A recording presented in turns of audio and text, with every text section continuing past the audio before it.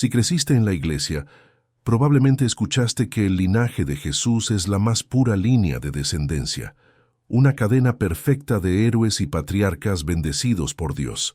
La narrativa popular dice que para ser parte de esa genealogía, los involucrados debieron ser ejemplos de moralidad impecable. Pero existe un versículo en el libro de Mateo que dice algo impactante.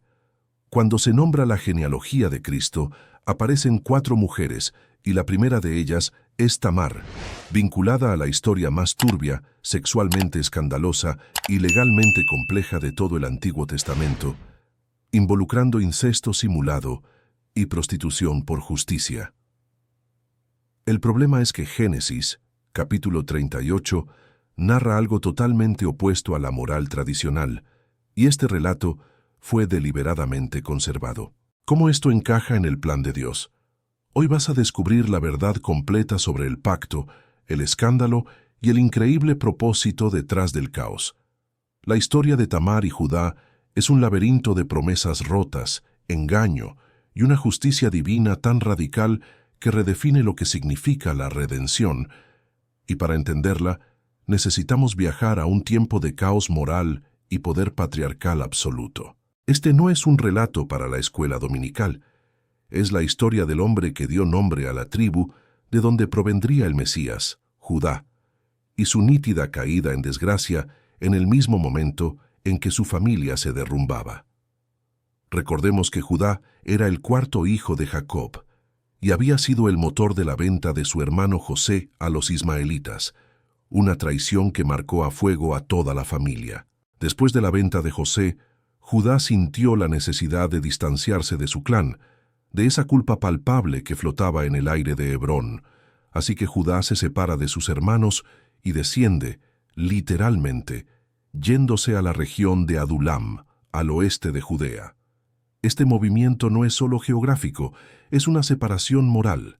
Se instala entre los cananeos, la misma gente cuya corrupción Dios advirtió a Abraham que evitaran. Y es aquí, en esta tierra de costumbres paganas y moral relajada, donde Judá busca una esposa. La encuentra en la hija de un cananeo llamado Súa y la toma por mujer. Con ella tiene 3 hijos varones que son esenciales para esta narrativa: Onán y Sela. Mientras tanto, Judá encuentra una esposa para su primogénito, Esta mujer es una extranjera, cuyo nombre es Tamar. Tamar significa palmera datilera, y aunque no sabemos su origen exacto, su nombre cananeo o preisraelita subraya su condición de forastera en un clan que ya estaba bastante mezclado con la cultura local. Tamar entra en la casa de Judá con el objetivo de continuar el linaje, pero lo que no sabía es que estaba entrando en un cementerio de maridos. Judá, un patriarca que ya había fallado en la protección de su hermano José, estaba a punto de fallar catastróficamente en su rol como guardián de su nuera. El primogénito, era, según la Biblia, malo ante los ojos del Señor. Este es un calificativo extremadamente raro y grave. La Escritura no nos da los detalles de su maldad, pero el juicio fue rápido y severo. Dios lo quitó de la tierra. Tamar, la recién llegada, se encuentra viuda, sin hijos, y en una posición social increíblemente vulnerable. El único camino legal y socialmente aceptable para una viuda sin hijos dentro del clan, especialmente en esa cultura oriental, era el matrimonio levirato. Esta ley, que luego sería codificada formalmente en el Deuteronomio, ya era una costumbre arraigada entre los hebreos, una obligación moral. Consistía en que el hermano del difunto debía casarse con la cuñada para levantar descendencia a su hermano, para que el nombre del muerto no se extinguiera. La herencia del muerto pasaba al hijo de este nuevo matrimonio, asegurando así la continuidad del nombre y la propiedad. El segundo hijo de Judá, Onán, era el siguiente en la línea de responsabilidad. Onán fue entregado a Tamar por Judá para que cumpliera con este deber sagrado del linaje. Pero Onán, cuyo nombre curiosamente significa fuerza, estaba más preocupado por su propia herencia que por la justicia a su hermano o la seguridad de Tamar.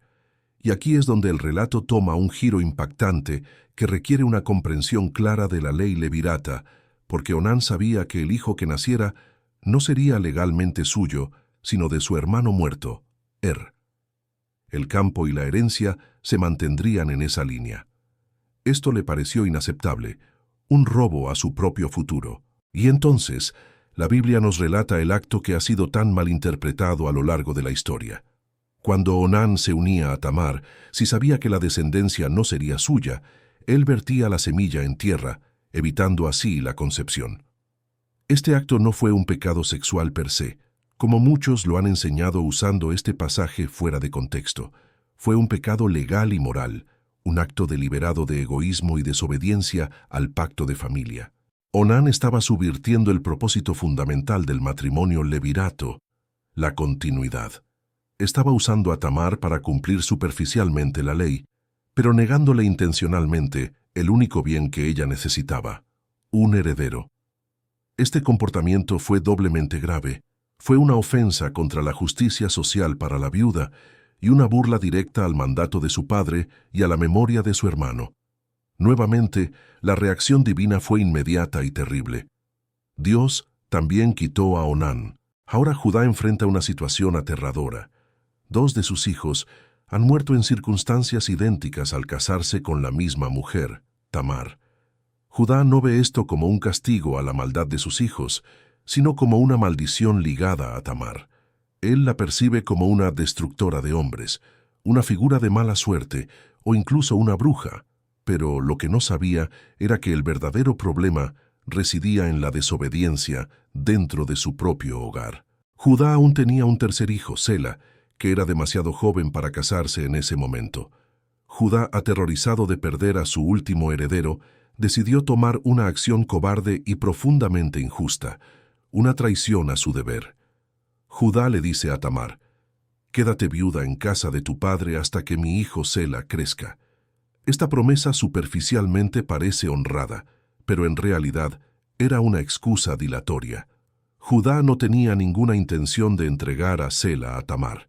Él la estaba enviando de vuelta a la casa de su padre, esencialmente, condenándola a una vida de esterilidad y deshonra social perpetua. En esa cultura, una mujer sin hijos y sin esposo dentro de la familia de su difunto marido era una paria, sin estatus ni seguridad económica. Judá la había despojado de su futuro. Tamar, despojada de su estatus y su esperanza, probablemente esperó pacientemente durante años, quizás 2 o 3, hasta que Sela ya era un hombre. Pero Judá no la llamó. Y aquí es donde Tamar demuestra que no era una víctima pasiva. Ella era una mujer de acción, de intelecto agudo, y sobre todo, una mujer de pacto que estaba dispuesta a arriesgarlo todo para obtener lo que le fue negado legalmente. Ella entendió que el problema no era su estatus, sino la debilidad y el egoísmo del patriarca, Judá. La narrativa bíblica hace una pausa de manera intencional. Justo después de que Judá envía a Tamar lejos, la historia de Judá se complica aún más. En ese tiempo, la esposa de Judá, la hija de Súa, murió. Judá guardó luto y, como era costumbre, al cabo de un tiempo se consoló y decidió subir a Timnat, la región de esquiladores de ovejas. El esquileo era una fiesta, un evento social y económico importante, y Judá, junto con su amigo Hira el adulamita, se dirigió hacia allí. Esta es la oportunidad que Tamar estaba esperando. Ella se entera de que Judá está en camino a Timnat y sabe que esta es su única ventana de acción, su única forma de forzar el cumplimiento de la ley. Ella se quita sus vestidos de viudez, el símbolo de su deshonra y su dependencia. En su lugar, se cubre con un velo completo, de tal manera que nadie pudiera reconocerla, y se sienta a la entrada de Enaim, que está en el camino a Timnat. Al ponerse este velo, Tamar no solo ocultaba su rostro, sino que adoptaba la apariencia de una kadesha, una prostituta de culto, o más probablemente en este contexto, una prostituta común, porque los viajes largos y las fiestas de esquileo eran momentos donde este tipo de servicios se buscaban. Su plan era maquiavélico, arriesgado y completamente dependiente de la ceguera y la lujuria de Judá. Judá pasa por el camino y ve a la figura velada. La Biblia es directa. Él pensó que era una prostituta porque ella había cubierto su rostro. Judá, que se había separado de la moral de su padre Jacob y se había instalado entre los cananeos, no dudó. Se desvió del camino y se acercó a ella. El mismo hombre que había condenado a su nuera a la esterilidad, ahora estaba buscando sexo ilícito. La hipocresía es palpable. Judá le dice, «Permíteme tener intimidad contigo». Ella le pregunta con un tono neutro, «¿Qué me darás por unirte a mí?» Judá, sin reconocerla, le promete enviarle un cabrito del rebaño. Tamar, que no buscaba placer sino justicia y evidencia, le dice, «Dame una prenda en garantía hasta que me lo envíes». Y Judá, en su desesperación lujuriosa, acepta. Tamar no pide una joya cualquiera. Pide 3 objetos específicos, 3 elementos de identidad personal que solo un patriarca llevaría: su sello, el cordón con que se colgaba el sello y su báculo o bastón. Estos eran el equivalente a su identificación, su firma y su insignia de autoridad. Judá se los entrega, un acto de increíble estupidez legal y personal, una prueba irrefutable de su acto. Él se une a ella, y ella queda embarazada de él. Inmediatamente después del acto, Tamar se levanta, se va, se quita el velo de prostituta y se vuelve a poner sus ropas de viudez, el símbolo de su demanda legal pendiente. La trampa estaba puesta. El clímax de esta historia, el punto de máxima intensidad y tensión, llega inmediatamente. Judá envía a su amigo Hira el adulamita con el cabrito prometido para recuperar sus valiosas prendas, pero Hira no puede encontrar a la mujer. Pregunta a los hombres del lugar en Enaim, ¿dónde está la prostituta que estaba sentada junto al camino? Ellos responden confusos, aquí no ha habido ninguna prostituta. Hira regresa a Judá con las manos vacías y la noticia de que la mujer no existe, o que al menos no era una prostituta conocida. Judá, avergonzado de que se descubra su encuentro ilícito, dice, «Que se quede con las prendas, no sea que seamos avergonzados. Yo he enviado el cabrito, y tú no la has hallado». Judá, el mismo que había condenado a Tamar por su supuesta amenaza, ahora estaba dispuesto a perder su insignia de autoridad solo para evitar la vergüenza pública de haber visitado a una prostituta. Judá creyó que el asunto estaba zanjado, pero el destino, en la figura de Tamar embarazada, tenía otros planes. Pasan aproximadamente 3 meses. Judá está de vuelta en el centro de la comunidad, actuando como el patriarca respetable que creía ser. Y entonces llega la noticia explosiva que rompe la calma. Tamar, tu nuera, ha fornicado, y he aquí que está encinta a causa de fornicación.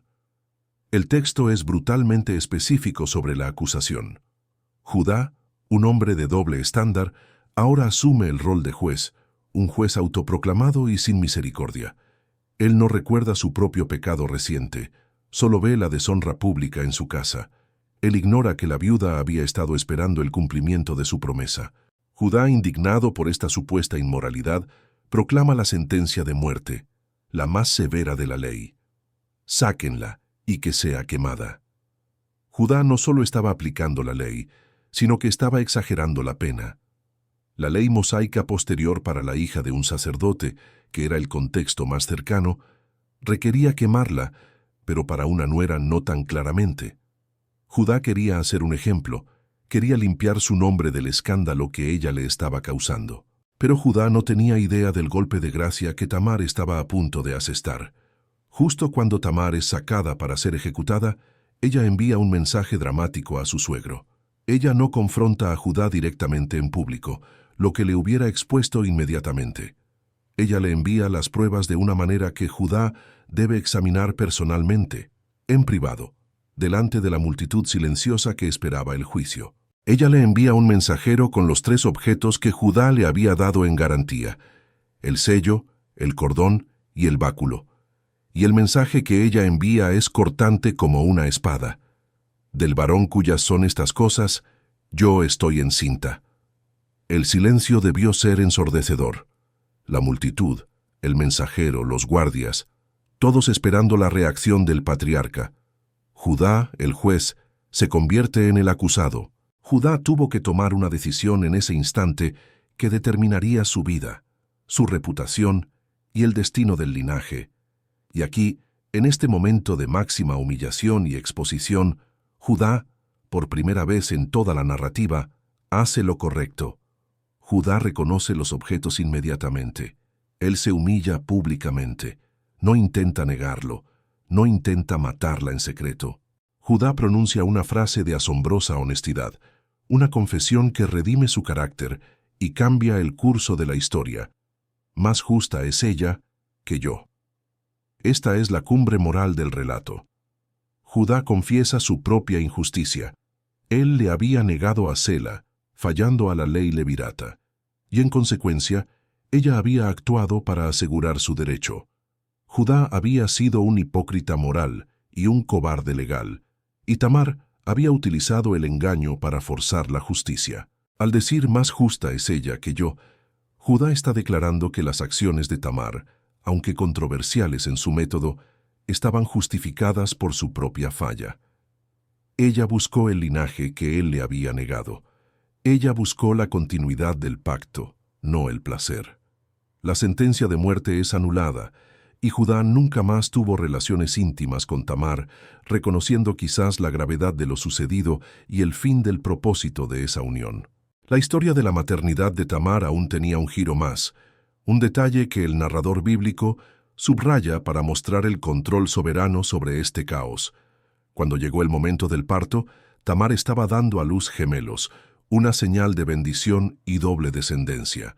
Durante el parto, uno de los bebés sacó su mano, y la partera, queriendo marcar quién era el primogénito, ató un hilo escarlata a su muñeca, diciendo: «Este salió primero». Este niño recibió el nombre de Sera, pero justo cuando la partera estaba marcándolo, el bebé retiró su mano y su hermano irrumpió en el mundo primero, rompiendo el vientre. La partera, asombrada por este nacimiento inesperado y violento, exclamó: «¿Por qué has hecho esta brecha?». Y así fue llamado el niño, Fares, que significa brecha o abertura, Sera significa brillo o luz. El que fue marcado como primogénito por el hombre, Sera, fue superado por Fares. Y es Fares, el niño de la brecha, el que irrumpe primero, el hijo del escándalo y el engaño, quien se convierte en el ancestro directo de David y, por extensión, del Mesías. Este detalle del nacimiento no es trivial. Es una firma divina sobre el caos. Dios, a través de la brecha de Fares, estaba estableciendo que su plan de redención no depende de la impecabilidad humana, sino de su soberanía sobre las circunstancias más escandalosas. El linaje de David y el Mesías fue garantizado no por el hijo de un matrimonio honorable y legal, o Onán, sino por el hijo de un incesto simulado, nacido del engaño de una mujer que luchaba desesperadamente por su derecho. Judá aprende su lección de humildad y justicia, y Tamar logra su objetivo: asegurar su lugar en el pacto y en la historia de la salvación. A diferencia de Lía y Raquel, Tamar no estaba compitiendo por el amor de un hombre. Ella estaba luchando por la justicia legal y la continuidad del nombre. Ella no buscó a un hombre cualquiera. Ella buscó el semen del patriarca de la tribu de donde Dios había prometido el cetro. Su engaño fue, paradójicamente, una afirmación radical de la ley levirata y una protesta contra la injusticia del sistema patriarcal que la había intentado desechar. Al final de la historia, Judá queda transformado. La humillación pública forzada por Tamar parece haber purgado la doble moral y la cobardía que lo llevó a vender a José. Judá se convierte en un líder renovado, un hombre de responsabilidad y sacrificio. Más tarde, en el relato de José en Egipto, es Judá quien se ofrece como rehén y sustituto por su hermano menor Benjamín, demostrando una madurez y un altruismo que contrastan fuertemente con su comportamiento anterior. El hombre que había vendido a un hermano, ahora se ofrecía por otro. Su transformación es total. Judá se convierte en el hijo de Jacob, que recibe la bendición mesiánica. Jacob le dice: «Judá, tus hermanos te alabarán. Tu mano estará sobre el cuello de tus enemigos. Los hijos de tu padre se inclinarán a ti. El cetro no se apartará de Judá, ni el bastón de mando de entre sus pies, hasta que venga Silo, el Mesías, y a él se congregarán los pueblos». Este Judá El padre de Fares, el hijo del escándalo, es el Judá que Dios eligió para llevar la línea del reino. ¿Qué significa realmente esta historia para nosotros? ¿Por qué la Biblia, que condena el incesto y la prostitución, elige preservar esta narrativa escandalosa y destacar a Tamar como una heroína de la fe en la genealogía de Jesús? La lección principal es la soberanía de Dios y la naturaleza de la gracia. La narrativa bíblica jamás censura la imperfección de sus héroes. El linaje de Jesús, lejos de ser una línea perfecta de santidad, es una crónica de disfunción, engaño y pecado. Judá era un hipócrita y un cobarde. Tamar utilizó el engaño sexual. Sin embargo, su unión forzada produjo a Fares, quien se convierte en un eslabón irrompible. Esto nos enseña que Dios trabaja a través de la realidad humana tal como es. Él no espera que los hombres y mujeres sean perfectos para cumplir su plan. Él usa la maldad, el error y la desesperación para tejer su propósito. La ley levirata no era solo una ley social, era una ley que aseguraba la permanencia del pacto. Tamar se convirtió en la defensora radical de esa permanencia. Ella dijo: «Mi derecho al pacto no será negado por la debilidad de un hombre». Su acción fue impulsada por la fe en la promesa del linaje y la justicia. Esta historia es una crítica directa a la moralidad superficial y al legalismo. Judá estaba preocupado por la reputación y por evitar la vergüenza, mientras que Tamar estaba preocupada por el cumplimiento de la justicia divina. Ella entendió que la vida de una mujer sin descendencia era una vida truncada, una negación de la promesa que entraba en la casa de Judá. Al forzar a Judá a cumplir su deber, ella no solo se reivindicó a sí misma, sino que también forzó a Judá a confrontar su propia hipocresía. Fíjense en la ironía. Judá condena a Tamar a la muerte por fornicación, cuando él mismo fue el fornicador. Cuando él confiesa que ella es más justa que él, reconoce que la justicia de Tamar supera su propia moralidad podrida. Este relato es una poderosa declaración de que la justicia y la continuidad del pacto son más importantes para Dios que las formas externas y la pureza ritual. Dios no teme al caos humano. Es más, su gracia brilla más intensamente en medio de él. Si el linaje del Mesías hubiera dependido de hombres impecables, la historia habría terminado con y Onán. Pero Dios aseguró la línea a través del escándalo, asegurando que la redención de Cristo no sería solo para los santos, sino para los pecadores, los tramposos, los marginados y los hipócritas. La inclusión de Tamar en la genealogía de Mateo, junto a Ruth, Rahab y Betsabé, subraya que las mujeres no hebreas y las mujeres asociadas con escándalos son parte fundamental de la historia de la salvación. Tamar, la cananea que engañó a su suegro, es una prueba viva de que la redención es inclusiva, sorprendente y a menudo llega por caminos que parecen totalmente contrarios a la decencia humana. Es una bofetada al orgullo religioso que cree que la fe es solo para los puros. Esta historia nos invita a mirar más allá del acto y concentrarnos en la intención. Tamar buscó el pacto, y Judá, a través de su humillación, fue moldeado para ser el patriarca digno de la promesa. Esta historia cambia todo lo que pensamos sobre el Antiguo Testamento. Es una prueba de que Dios no teme a los matices oscuros de la vida humana, y la forma en que Judá y Tamar son redimidos y elevados al estatus de ancestros de Cristo es un testimonio asombroso de la gracia radical. ¿Usted se siente lejos de Dios por las elecciones que ha tomado? ¿Siente que sus errores son demasiado grandes para ser parte de un plan divino? La Biblia responde con Fares, el hijo de la brecha, nacido del engaño y el escándalo, que se sienta en el corazón mismo del linaje real.